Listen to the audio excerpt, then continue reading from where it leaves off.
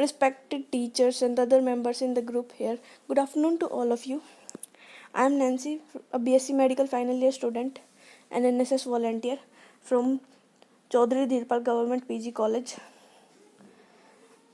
You all are here for the 7-day online NSS webinar for encouraging people during COVID-19.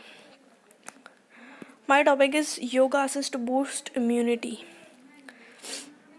सबसे पहला question जो हमारे mind में आता है, why should we prefer yoga during कोविड-19? हम योगा को ही क्यों प्रेफर करें? आज के लाइफस्टाइल बहुत फास्ट है, हर किसी को फास्ट एक्शंस चाहिए, कोई स्लो रिएक्शंस में बिलीव नहीं करता. सब लोगों को ये रहता है हम योगा क्यों करें, उसमें इतना टाइम लगता है, इससे तो अच्छा तो हम मेडिसिन लेंगे, जल्दी रिकवर हो जाएंगे. बट उन्हें ये कि नहीं पता कि योगा एक डीप और स्लो प्रोसेस है. भले ही वो धीरे धीरे काम करता है लेकिन वो बहुत डीपली वर्क करता है. तो ऐसे ही yoga is one of the most effective and time tested natural immunity booster that leads to healthy sickness free body. यानी कि योगा जो है एक नेचुरल इम्यूनिटी बूस्टर है जो हमें हेल्दी बनाता है और हमारे शरीर को बीमारियों से दूर रखता है. योगा हमारे स्ट्रेस हार्मोन को कम करता है, नर्वस सिस्टम को स्ट्रेंथ प्रोवाइड कराता है, लिम्फेटिक सिस्टम को स्टिमुलेट करता है और शरीर से टॉक्सिन्स रिमूव करता है. योगा हमारे मन को शांत करता है, स्लीप को रेगुलेट करता है, एनर्जी लेवल को बढ़ा देता है, एनेक्सिटी और स्ट्रेस को डाउन करता है और हमारे मन में एक फ्रेशनेस और पॉजिटिव एनर्जी क्रिएट करता है.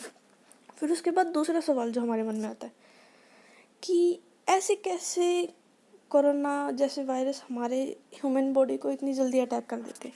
ये सबके साथ नहीं होता. कुछ लोगों का इम्यून सिस्टम बहुत स्ट्रॉन्ग होता है कि उन्हें जल्दी से कोई बीमारी नहीं होती, और कुछ लोगों का इम्यून सिस्टम इतना वीक होता है कि जो सीजनल डिजीज़ भी होती हैं वो उन्हें जब भी हो जाती हैं.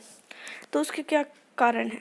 सबसे पहले लैक ऑफ स्लीप, यानी कि अच्छे से ना सोना, पुअर न्यूट्रिशन, ढंग से खाना वाना ना खाना, लाइफ स्ट्रेस जैसे जॉब, घर, काम, इन सब का स्ट्रेस. इन सब की वजह से क्या होता है, हमारा इम्यून सिस्टम वीक हो जाता है और जो बीमारियां हैं उनके लिए हमारा शरीर रेडी हो जाए कि आओ हमें अटैक करो. इसकी वजह से क्या होता है, जो हमारी बॉडी का डिफेंस सिस्टम है वो टूटने लग जाता है और जो वायरस और बैक्टीरिया वो बहुत जल्दी हमारी बॉडी को अटैक करते हैं. अब बात करते हैं हम योगा पोजीशंस की. सबसे पहले आती है डीप ब्रेथ, डीप योगी की ब्रेथ. ये क्या है? अब कुछ लोगों को तो ये लगता है कि ये तो हम भी कर सकते हैं, लेकिन योगा की सबसे बेसिक चीज़ जो कहते हैं ना बेस, वो क्या है? ब्रीथिंग. अगर आप ढंग से ब्रीथ कर सकते हो, इनहेल और एक्सहेल, तो ही आपको योगा आसन्स का कुछ फ़ायदा होगा, वरना नहीं. इसके बेनिफिट्स क्या हैं? ये हमारे दिमाग को शांत करता है, हमारे थॉट्स को सेंटर प्रोवाइड कराता है, हमारी बॉडी में ऑक्सीजन की मात्रा को बढ़ा देता है और जो टॉक्सिन्स हैं उन्हें डैमेज कर देता है, हमारे हार्ट और रेस्पिरेटरी रेट को कम करता है, ब्लड प्रेशर को कम करता है और हमारे मूड को भी एनहांस कर देता है, यानी कि पॉजिटिविटी की तरफ ले जाता है. फिर है भस्त्रिका प्राणायाम. इसमें क्या होता है कि हम नी पे बैठते हैं, नी को फोल्ड करके, और जब हम इनहेल करते हैं तो हम अपने हाथों को, रिस्ट को बंद करके और अपने हाथों को फोल्ड करते हुए नीचे की तरफ लेके जाते हैं, और जैसे एक्सहेल करते हैं तो खोलते हुए ऊपर की तरफ लेके जाते हैं. जैसे आप ये करेंगे तो you will feel relaxation and your mind feel a positivity. ये क्या करता है? ये हमारे ब्लड सर्कुलेशन को इम्प्रूव कर देता है, हार्ट रिलेटेड प्रॉब्लम्स को दूर करता है, रिलैक्सेशन प्रोवाइड कराता है बॉडी और माइंड को. हमारी कंसंट्रेशन पावर, जो कि बहुत मुश्किल काम है, ये हमारी कंसंट्रेशन पावर को भी बढ़ा देता है. हमारे लंग्स को स्ट्रॉन्गर बनाता है, स्ट्रेस, डिप्रेशन और हाइपरटेंशन से हमें रिलीफ प्रोवाइड कराता है, ओबेसिटी और आर्थराइटिस जैसी बीमारी को क्योर करता है और हमारे दिमाग को शांत करता है. फिर दूसरा आता है अर्ध चक्रासन.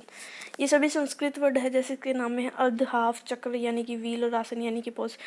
ये इसका नाम इसलिए है क्योंकि ऐसा लग रहा है जैसे कोई हाफ व्हील यानी कि आधा पहिया हो. तो इसके बेनिफिट्स क्या है? ये हमारी चेस्ट को ओपन करता है, हमारे फ्रंट जो बॉडी टॉर्सो है उसे स्ट्रेच करता है, हमारी आर्म्स और टोन मसल्स को स्ट्रेच करता है, हमारे हिप, बैक, इन सब को स्ट्रेंथ प्रोवाइड कराता है. अब इसकी कॉन्ट्राडिक्शंस यानी प्रिकॉशंस क्या है?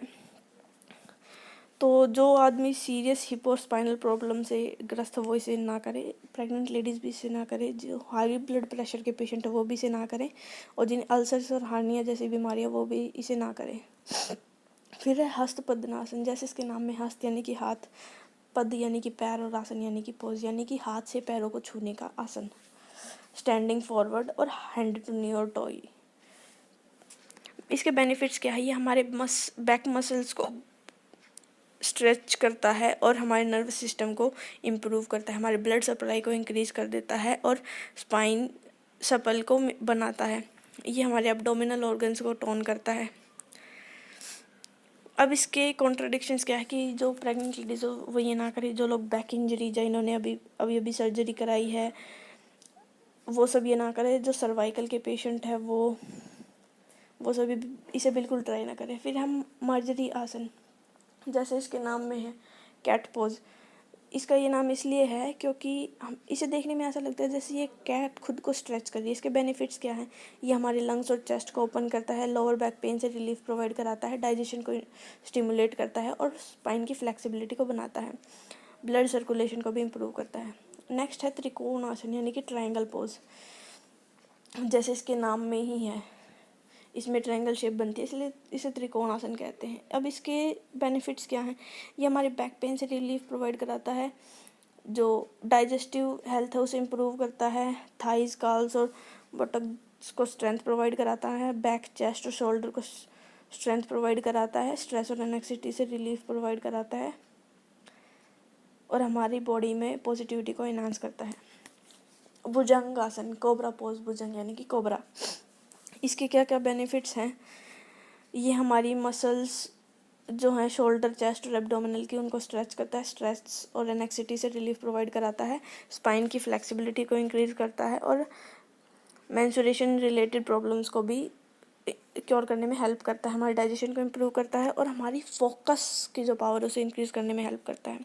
फिर है पश्चिमोत्तासन यानी कि सिटेड फॉरवर्ड बेंड, ऐसे ही है नटराज आसना यानी कि नटराज यानी कि डांसर, राजा यानी कि किंग एंड आसन यानी कि पोज।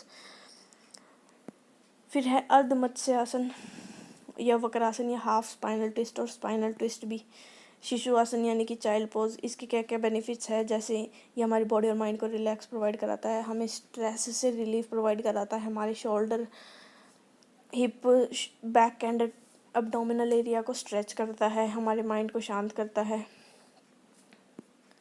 धनुरासन यानी कि बो पोज, इसके पीछे एक मिथ है, जैसे हम ये मानते हैं हम इंडियंस की रामायण में सीता के स्वयंवर के टाइम पे राम जी ने शिव जी के धनुष को तोड़ा था। ये कोई और नहीं कर सकता था क्योंकि शिव जी के धनुष को तोड़ना यानी कि एक तौर से अपनी डिवाइन अपनी पावर को शो करना है, इसलिए ये श्री राम ने ही किया था।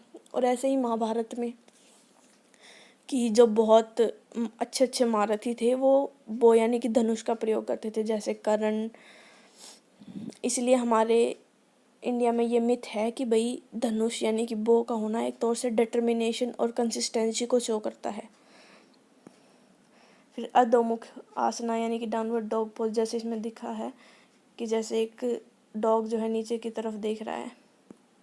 फिर हम मकरासन यानी कि क्रोकोडाइल पोज, सेतुबंध आसना यानी कि ब्रिज पोज, ये हमारे डाइजेशन को इम्प्रूव करता है और थायराइड ग्लैंड को भी इम्प्रूव करता है। यह है सर्वांगासना, वित्तीकरण आसना है, shoulder stand simple leg lift, ये हमारे नींद रिलेटेड प्रॉब्लम्स को रिलीफ प्रोवाइड कराता है, जुकाम से आराम मिलता है, डाइजेशन को इम्प्रूव करता है, हार्ट रेट को बेटर करता है और थायराइड को क्योर करता है। प्लस जिससे हेयर फॉल रिलेटेड प्रॉब्लम्स है वो भी इसे ज़रूर ट्राई करें। मत्स्यासना यानी कि फिश पोज,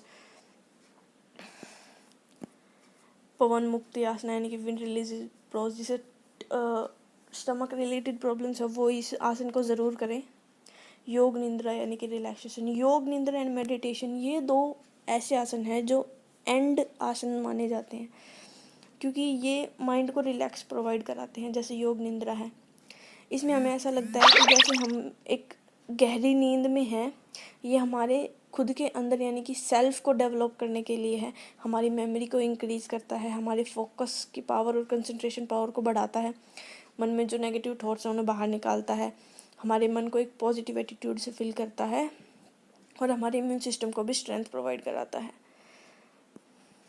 फिर है मेडिटेशन, मेडिटेशन भी ऐसे ही है, ये हमारी कंसंट्रेशन को बेटर करता है, ब्लड प्रेशर को कम करता है, दिमाग और मन को शांत करता है, टेंशन और स्ट्रेस से रिलीफ प्रोवाइड कराता है, हमारी मेमोरी पावर को इम्प्रूव करता है। हमारी आत्मा को शांति से भर देता है और एक हाई लेवल एनर्जी प्रोवाइड होती है, जिससे हमारे कॉन्फिडेंस लेवल और मोटिवेशन को भी इम्प्रूव करता है। लास्ट में है नाड़ी शोधन प्राणायाम, अल्टरनेट नोस्ट्रल रिलैक्सेशन, यानी कि हम इसे बोलते हैं ना अनुलोम विलोम। जो आपने देखा होगा कि हमारे दादा दादी इस एक्सरसाइज को बहुत करते थे।